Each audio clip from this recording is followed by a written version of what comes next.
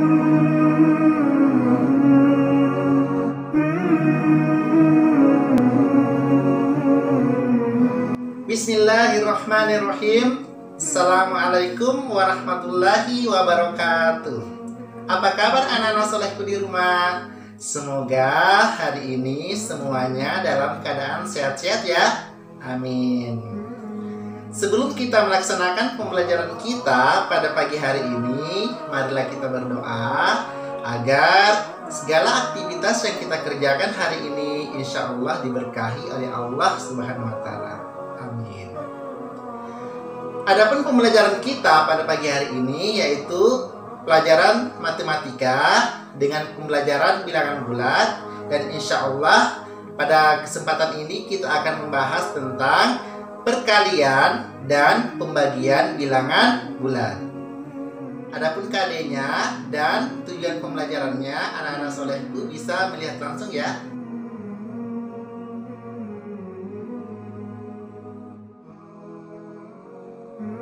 Jadi itulah tadi pemaparan materi KD dan tujuan pembelajaran.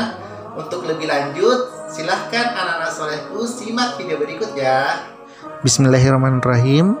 Anak-anak solehku, pada kesempatan lalu kita telah mempelajari tentang penjumlahan dan pengurangan bilangan bulat. Dan insya Allah pada kesempatan kali ini kita akan membahas lagi tentang perkalian dan pembagian bilangan bulat. Pada operasi hitung, perkalian dan pembagian bilangan bulat, terlebih dahulu kita harus tahu hasil dari tanda positif dan negatifnya. Misalnya pada operasi hitung perkalian, jika positif dikali positif, maka hasilnya positif. Atau jika negatif dikali negatif, maka hasilnya positif. Jadi apabila tandanya sama, positif dikali positif atau negatif dikali negatif, maka hasilnya akan positif. Nah, untuk tanda yang berbeda, misalnya positif dikali negatif atau negatif dikali positif, maka hasilnya akan negatif. Nah, jadi jika tandanya berbeda, maka hasilnya negatif. Itu tadi tentang perkalian. Untuk pembagian, caranya sama dengan perkalian. Jika tandanya sama, misalnya positif dibagi positif atau negatif dibagi negatif, maka hasilnya akan positif. Dan jika tandanya berbeda, misalnya positif dibagi negatif atau negatif dibagi positif, maka hasilnya akan negatif. Oke, untuk lebih paham lagi, kita langsung ke contoh soal ya. Di sini Ustadz sudah mempersiapkan contoh soal perkalian dan pembagian. Namun sebelum kita mengerjakan, Ustadz ingatkan cara mengerjakan soal perkalian dan pembagian adalah jika tandanya sama maka hasilnya positif. Tetapi jika tandanya berbeda maka hasilnya negatif. Oke, kita lanjut mengerjakan contoh soal ya. Nah, nomor 1, negatif 3 dikali negatif 7 sama dengan, nah kita perhatikan tandanya ya, 3 tandanya negatif dan 7 juga tandanya negatif. Karena tandanya sama-sama menggunakan tanda negatif, jadi hasilnya pasti positif. Kemudian kita kalikan angkanya, 3 dikali 7 sama dengan 21. Jadi jawabannya minus 3 dikali minus 7 sama dengan positif 21. Sekarang kita lanjut soal kedua. 2 dikali dengan 6 sama dengan, nah sekarang kita perhatikan lagi tandanya ya. tandanya positif. 2 tandanya positif, 6 juga tandanya positif. Maka nanti hasilnya akan menjadi positif. Nah, kemudian angkanya kita kalikan, jadi 2 dikali 6 sama dengan positif 12. Sekarang kita lanjut ke soal berikutnya. Positif 7 dikali negatif 5 sama dengan, sekarang di sini kita lihat tandanya. 7 menggunakan positif, sedangkan 5 menggunakan negatif. Jadi nanti hasilnya akan negatif. Kenapa? Karena berbeda tandanya.